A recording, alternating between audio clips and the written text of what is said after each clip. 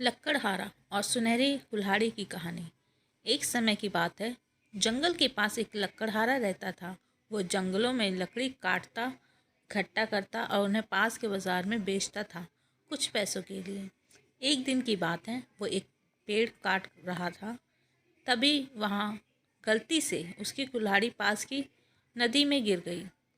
नदी बहुत ज़्यादा गहरी थी और वास्तव में तेज़ी से बह रही थी।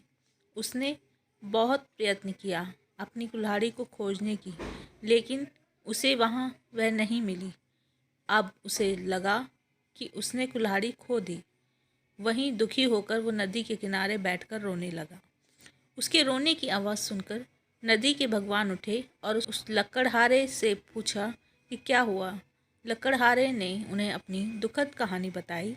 नदी के भगवान को उस लकड़हारे के ऊपर दया आई और कहा उसकी मेहनत और सच्चाई देखकर उसकी मदद करने की पेशकश करी।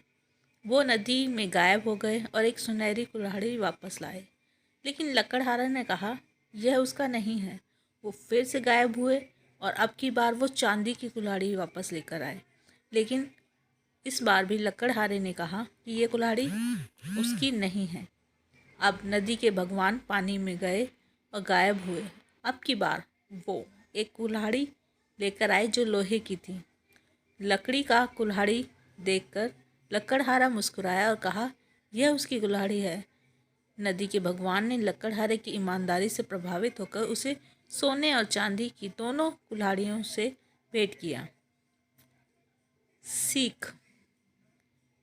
इस कहानी से हमें यह सीख मिलती है कि ईमानदार सर्वोत्तम नीति है।